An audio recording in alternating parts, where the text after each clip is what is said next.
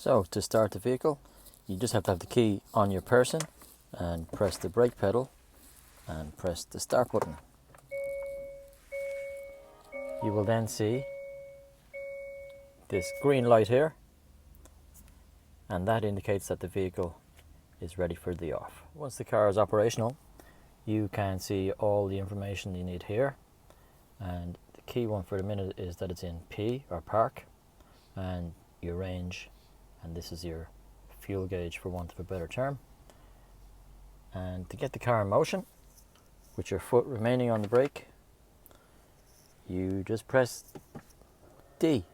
You hear the noise the handbrake releases, and the handbrake is here. If you picture it like a small handbrake, down is down and up is up, so it's just the same, automatic. And the main thing to do, once you press drive, the handbrake comes off, then select auto hold, which is this button, and that brings about this light here, and that allows the car to sit at the traffic lights or anywhere with the brakes on without your foot on it.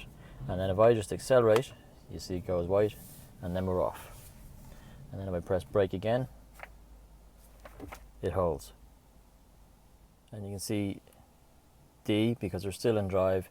And if I just press the R button or reverse, you'll hear the beep. It will activate the rear view camera automatically, and it'll show you a readout for the rear parking sensors.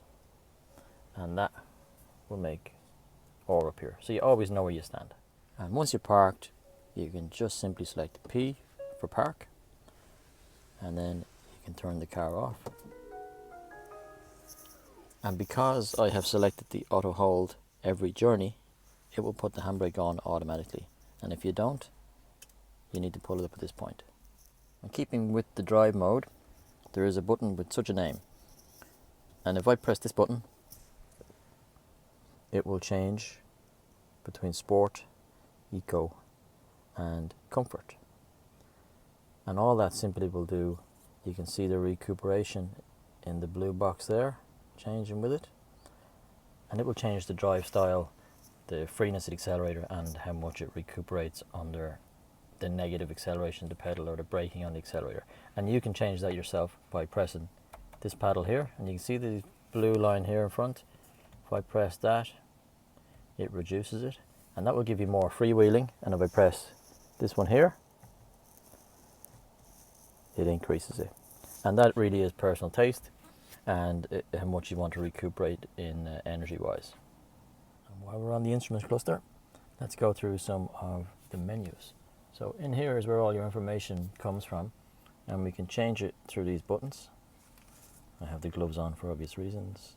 So all of these buttons here change all of the menus in here, and all of these ones here I use for the cruise control and limiter.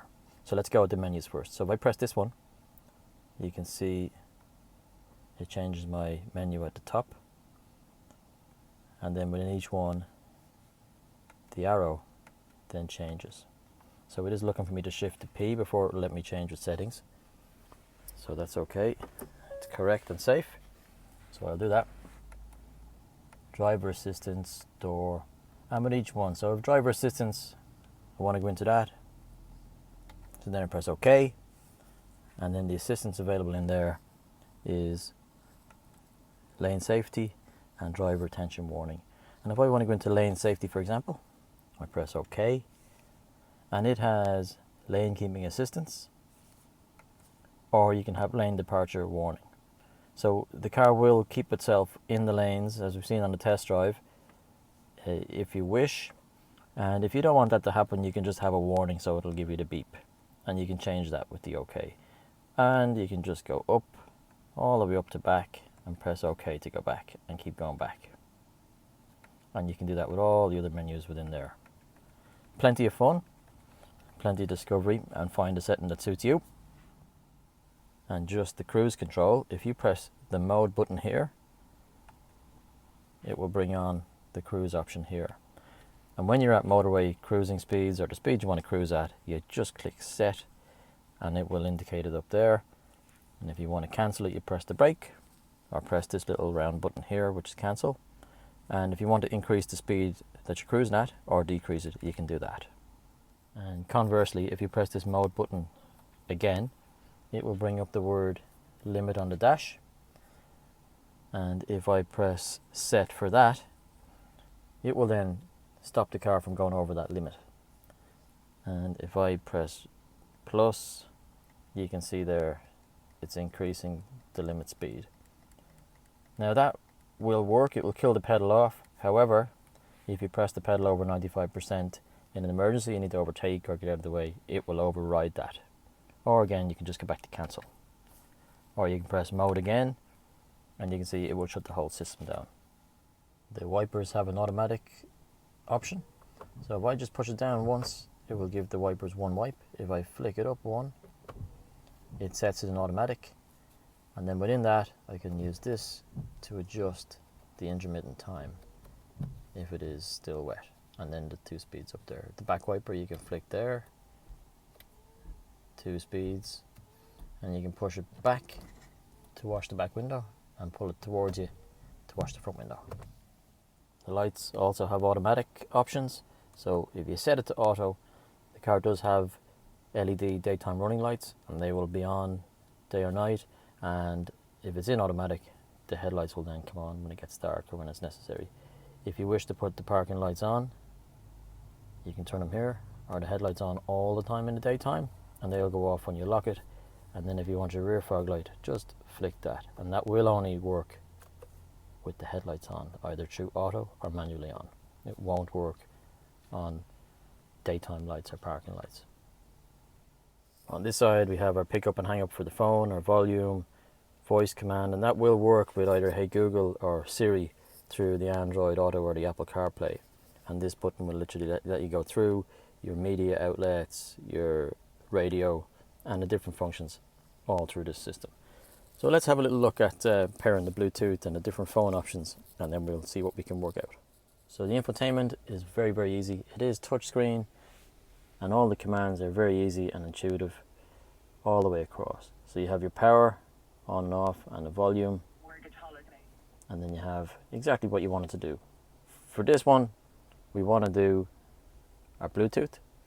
So if I press setup and phone connection and Bluetooth connection, so the beauty is it's a touchscreen as well, so it takes all the doubt out of it. So add new, and to that end I'm going to press OK, and then I have with me a phone here. So if you, this is an iPhone for example, if you go into settings and you just go to your Bluetooth and then search, I have several cars purchased my Bluetooth in the past, so I tell you how many times, and there we're looking for Kona. So click on that, and then I click pair, and then it may or may not ask me for permission for contacts. If it doesn't, it's all good, and we're connected for audio as well, and that is pointed out here. So that's the Bluetooth done. If I get any calls in or out or play any music, I can do through Bluetooth. So that's one option. So that's the Bluetooth. And also in here, if you're on Bluetooth, you have wireless charging. Now my phone isn't fancy enough for it, but if you've got a late model phone, it will do it, and it will light up here to let you know that it's working. And we're going to do the Apple CarPlay now. So we're going to plug our USB lead in there. It's the same phone lead you use to charge your phone, and I've plugged it into my Apple phone. So I've got to unlock it to get it started. And here we are. So it's asked me to want to use it while it's locked, and yes. And that's it. Once it's unlocked, I'm done. So you follow the screen instructions, press OK, accept the terms and so on if you haven't done it before. And then Apple CarPlay. And there it is. The apps will come up on the screen, and you've got your phone. You can just press Who this. do you want to call? And it goes to Siri then if you want to. Press this one, and you've got your different apps and whatever apps you support. If you listen to Audible or Spotify, you have all of that there. And it really is just like having your phone up on there. So that's easy enough. And you can go back to your buttons on the steering wheel then. So if I press this button for a couple of seconds, Siri comes on, and it's just I back to didn't having your get phone. that. Could you try again? Cancel. There is nothing to cancel. All good. So then back to the normal screen then. And then you have your commands. So easy one here is you just press the setup, or you can just flick around there, left to right. You can see these two little lines here. That indicates there's 2 pages to it. Blue Link is something that will be available in time to come. That will be something that you can pair with your phone, which is very, very handy. Once that's available, they'll probably be contacting you and let you know. Voice memos, you can leave a voice memo on. Welcome. Just like your phone. And then if I go back, you can go across here. A nice way to do it, you can see your battery level there straight away. The range will adjust with the driving styles, and it always tells you where the nearest station is, but you can press search station if you want to, and you can go through here. All of that. So let's say, for example, I want to go to this one. You just start guidance and it goes to the map. And if you want to click nav separately to that, just press nav, press address, or press map, and it will view the map and pop it on. But this is quite intuitive and easy enough to play around with and have fun with. And down here we have our heating controls. Again, this is just temperature, hot and cold, and the power of the fan. And it just gives you a little readout of where it's all pointing up there. You can have your AC on. The heat, you must have the heat on if you want the heat on, and that sounds basic, but if you set this temperature to 28 degrees in the morning and it's cold out, you need to have the heat on, otherwise it'll never get to 28 degrees. So it's something I've learned from driving the EVs over the last few months. The front screen, naturally enough, it does a quick demist, and the back one will heat the rear window and the wing mirrors, and then this one just tells you where you want it, so it's just literally pointed. Above all of that, if you just press automatic and set the temperature, it will do everything it needs to do to maintain that temperature, so you can hear it do that. That's much more suitable for long journeys. And then finally, driver only. This just is a more efficient option, so it keeps all of the controls just at the driver, so you're not heating the whole car for nothing. And in line with the heating, heating is your heated seats, on, less on and off. Your heated steering wheel, there the sunlight is blocking me there, and then the passenger heated seat. So plenty of ways to keep hot and cold. So just some practical things. Once the key is in your pocket or in your bag or on you in some which way, you can use this button to lock and unlock it. And to that end, we would recommend leaving the key somewhere safe, or ideally in some sort of metal container, and just look at the electric point for charging. Once the car is unlocked, you push this in on the front, and you have here your covers. And if I pull this one off, if you go to the fast charge stations on the motorway network or anywhere that there is a fast charger, you just pull that one off and it's got the bigger attachment. But this is the one for now. So we would then get our cable out of the boot, and the larger end goes into the car always, and you just have a rubber cover there just to keep moisture out, and the smaller one goes into the wall, and you just grab it there now.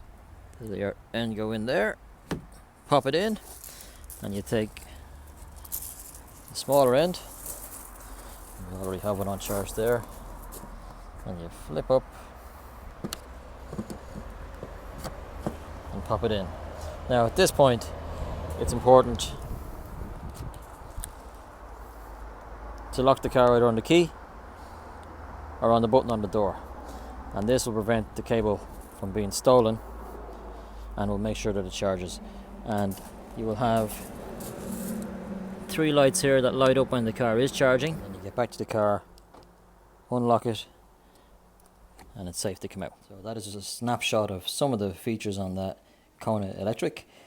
Please feel free to video call any of us here or phone us or message us during the break. We'd be delighted to help. We're still working even though we're not open, and if there's anything we can do or help you with, please give us a shout and enjoy the car.